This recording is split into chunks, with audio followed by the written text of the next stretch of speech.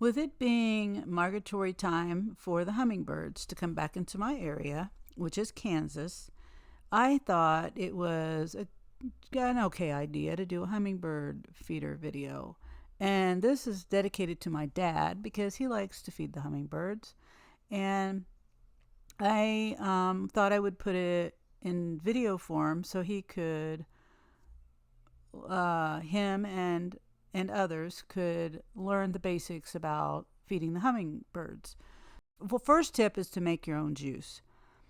And I use a 1 to 4 ratio, which is equal to 1 cup of water to 1/4 cup of sugar. Now, you don't need to heat the water, and the sugar dissolves in tap water just fine. Now, I use filtered tap water. If you have city water from your tap, it may have chlorine in it, and that's not good for the hummingbird. So you could use filtered water or filter your tap water. Mine, some people have well water. Well water from the tap is just fine.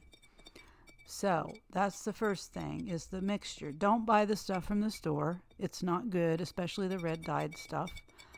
Um, the other thing is to use hummingbird feeders that don't have the little yellow flowers. I've learned recently that bees are attracted to the little yellow flowers on the hummingbird feeder part of it. Um, the next thing would be hang your hummingbird feeders from a fishing line. Fishing line prevents ants from getting onto your feeder. I've used the fishing line for I think 3 years now, and I have not had one ant on the feeders. Um, fishing, I mean the ant moats, in my opinion, are just a waste of time because you such a small amount of water, you have to continually fill them up. So don't. To me, I wouldn't bother with an ant moat. Um, the other thing is to hang your hummingbird feeder in a visible location for the birds. So, obviously hummingbirds fly fast and they could just be zipping through the area and just zip right past your hummingbird feeder um, and not even see it. So put it in a visible location, but you also want it to be in the shade.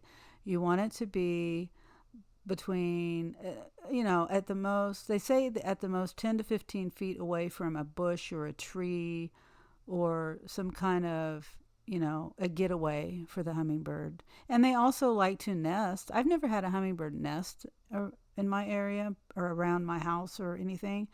The hummingbirds do nest, so they need a place for nesting as well. If you're lucky enough, you might be able to get one to nest near your home. The other thing is, they say not to put them near windows, the hummingbird feeders, but I've had a hummingbird feeder near a window for a very long time, ever since I've been putting them out for the last 3 or 4 years. And I haven't had any problems with them running into the windows. So I don't know. But my window is underneath the porch. And so there's not really too much of a glare or anything. And I don't think if I've mentioned it, you want to make sure it's in the shade because the hummingbird juice, can spoil quicker if it's in the heat. And you want to make sure that you hang your feeder in an easy to reach area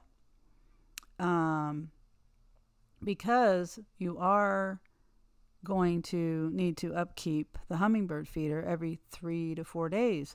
I take mine down every well, it used to be every week, but I've recently learned that the juice can spoil, and that's why I don't do any more of a mixture than 1 cup at a time because I would be wasting it just because I don't have that many hummingbirds that come around.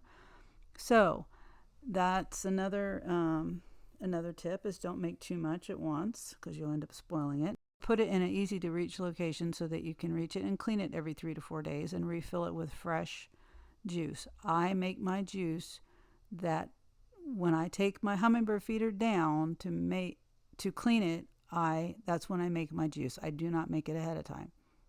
It sounds funny that sugar water can spoil, but it does.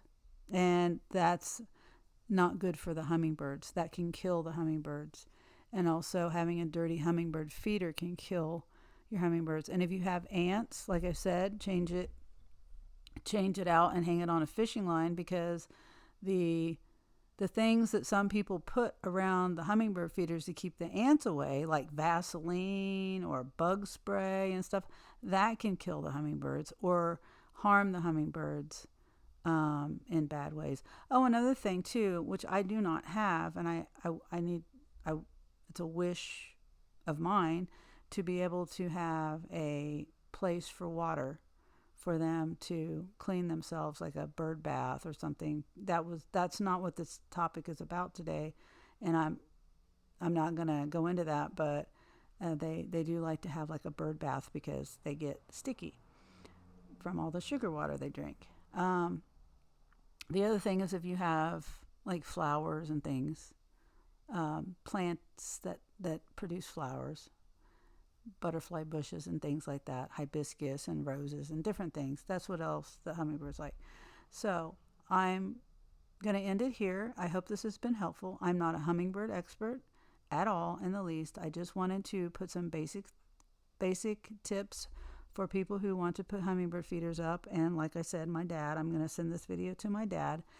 And the last thing is, if you see a praying mantis near your hummingbird feeder, shoo it away, because they will kill hummingbirds.